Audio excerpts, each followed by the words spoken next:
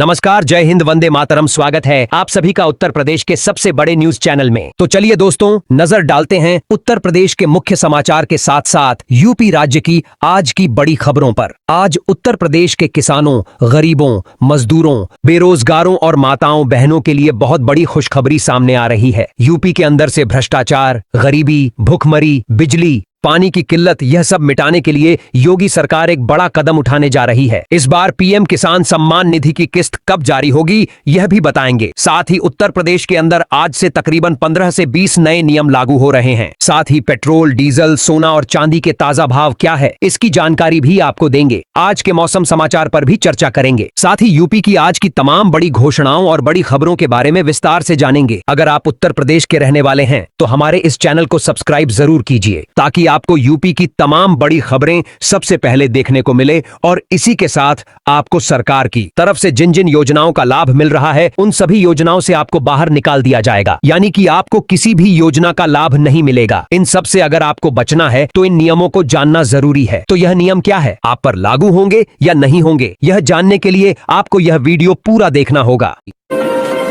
UP में SIR की प्रक्रिया शुरू हो गई है। चुनाव आयोग ने स्पष्ट कहा है कि मतदाता बनने के लिए सिर्फ आधार कार्ड ही काफी नहीं होगा। प्रधानमंत्री नरेंद्र मोदी ने बनारस स्टेशन से वंदे भारत को हरी झंडी दिखाई। बनारस से खजुराहो जाने वाली नई वंदे भारत एक्सप्रेस कई मायनों में खास बन गई है। पानीपत खटीमा हाईवे पर बुटराडा फ्लाईओवर के पास हादसा हुआ। सूचना पर पहुंची पुलिस ने युवकों को बाहर निकाला तो उनकी मौत हो चुकी थी। कार में से शराब की बोतलें मिली हैं। पुलिस ने परिजनों को सूचना दे दी है।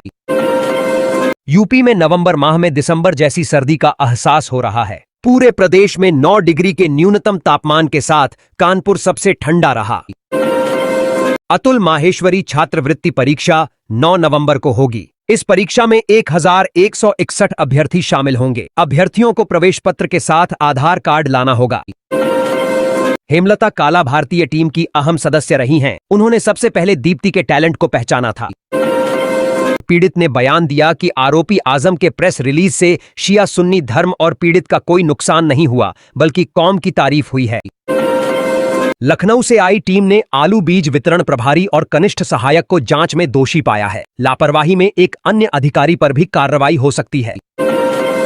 शंबसाबाद क्षेत्र के गांव चिलसरा निवासी जहांगीर सोशल मीडिया पर अज्ञात शव मिलने की जानकारी सुबह पोस्टमार्टम हाउस पहुंचे। वहां कोई कर्मचारी मौजूद नहीं था। किसी ने इशारा किया कि एक अज्ञात शव मोर्चरी में रखा है। इस पर जहांगीर ने जंगला से झांक कर देखा तो शव कुत्ते नोच रहे थे। स्थानीय लोगों का आरोप है कि इलाके में ई रिक्शों की भरमार है। नाबालिग चालक इन्हें लेकर दौड़ते रहते हैं, जिससे आए दिन हादसे होते रहते हैं। बरेल होकर गुजरने वाली लखनऊ सहारनपुर वंदे भारत एक्सप्रेस का आज ट्रायल होगा। इस ट्रेन को बरेली जंक्शन के प्लेटफार्म नंबर 4 पर ठहराव दिया जाएगा। यहां जनप्रतिनिधि इसका स्वागत करेंगे। 53वें दौरे पर आए पीएम मोदी ने एक्स पर पोस्ट करते हुए लिखा कि काशी के मेरे परिवारजनों के भव्य स्वागत ने अभिभूत कर दिया। काशी में पहली बार कार्तिक पूर्णिमा के बाद गंगा आरती स्थल बदला गया है। इसकी वजह है गंगा का जलस्तर बढ़ना। 15 से ज्यादा घाटों का संपर्क टूट गया है।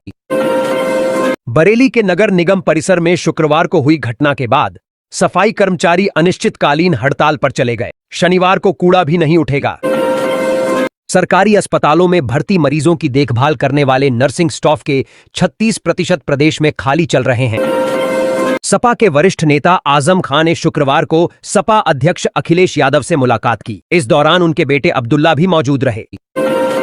एटा में युवक के साथ बर्बरता की हदों को पार कर दिया गया। अपहरण करने के बाद उसकी पिटाई की। इसके बाद शराब में पेशाब मिलाकर उसे पिलाई। इतना ही नहीं, इस घटना का वीडियो भी बनाया।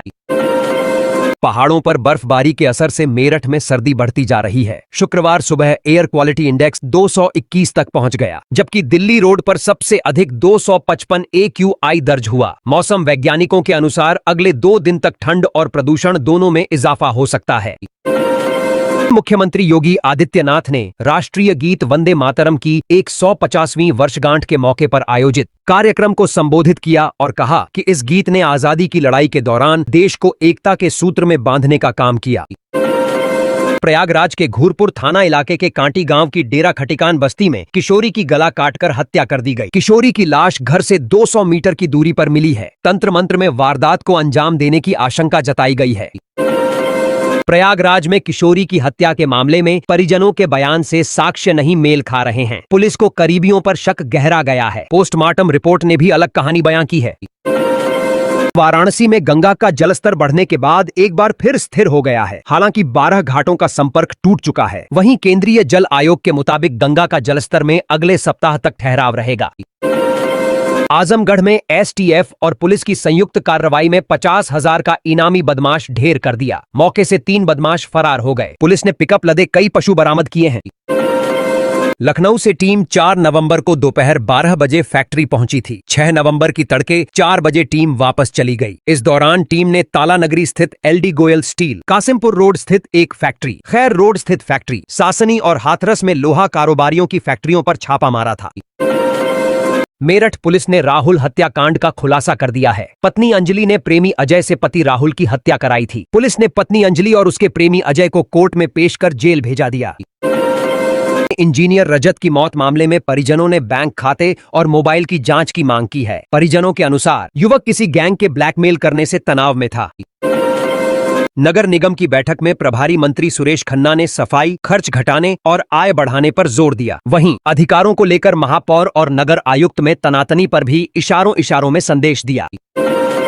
स्वास्थ्य विभाग में 13 साल पहले हुई डॉक्टरों सहित अन्य पदों की संविदा नियुक्तियों की प्रक्रिया का मामला उस समय भी बहुत चर्चा में रहा था। करीब 6 महीने चली इस नियुक्ति के दौरान उस समय नेताओं और जनप्रतिनिधियों की सिफारिशों का दौर भी चला।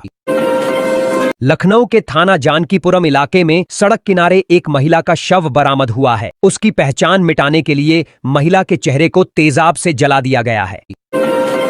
नरेश बदन सिंह ने 1 कोस लंबा अर्धचंद्राकार बांध बनवाकर यमुना के प्रवाह को पूरब से पश्चिम की ओर मोड़ा था। इसी बांध पर स्थित है कि बटेश्वर की ऐतिहासिक शिव मंदिर श्रृंखला। आगरा लखनऊ एक्सप्रेसवे पर दुर्घटनाग्रस्त बस से सफर कर रहे आधे यात्री नींद में थे। लोडर से टकराने के बाद यात्री जब तक कुछ समझ पाते बस खंती में चली गई। आगरा कॉलेज में विधि की मेरिट सूची जारी कर दी है। मेरिट में आने वाले अभ्यर्थियों की 12 नवंबर से काउंसलिंग शुरू हो जाएगी।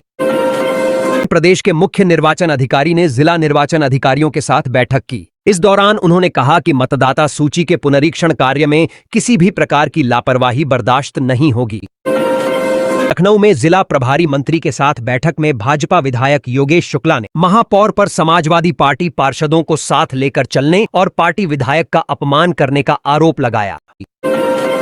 गोंडा में तेल चोरी के आरोप में हिरासत में लिए गए अनुसूचित जाति के युवक की पीट कर हत्या करने का आरोप है। पुलिस ने आरपीएफ के 2 दरोगा पर केस दर्ज कर लिया है। शाहजहांपुर के तिलहर थाना क्षेत्र में पुलिस की दबिश के दौरान छत से गिरे बसपा नेता सत्यभान 8 घंटे तक तड़पते रहे। घटना के बाद लोगों ने सड़क पर पड़े सत्यभान का वीडियो बनाया, जिसमें वह कह रहे हैं कि दरोगा ने उन्हें छत से धक्का दिया है, उनकी कमर टूट गई है। मुख्यमंत्री योगी आदित्यनाथ 2 दिवसीय दौरे पर वाराणसी में हैं। बृहस्पतिवार को उन्होंने काशी विश्वनाथ धाम और काल भैरव मंदिर में दर्शन पूजन किए। राम मनोहर लोहिया राष्ट्रीय विधि विश्वविद्यालय में शिक्षकों की भर्ती प्रक्रिया सवालों के घेरे में है। प्रक्रिया को इस तरह से अंजाम दिया गया कि इंटरव्यू से लेकर परिणाम तक सब छिपाया गया। फतेहपुर में विवादित धार्मिक स्थल मंदिर मकबरा के सामने महिलाओं ने देव दीपावली मनाई। इस दौरान महिलाओं की पुलिस से भी झड़प हुई। महिलाओं ने पुलिस को अपशब्द भी कहे। इसका वीडियो वायरल हो रहा है। मामले में माध्यमिक शिक्षा विभाग ने शासन को संशोधित प्रस्ताव भेज दिया है। वर्तमान में निदेशालय प्रयागराज में चल रहा है। परिषद का राजधानी स्थित भवन काफी जर्जर है। ऐसे में उसकी जमीन केजीएमयू को देने का निर्णय लिया गया था।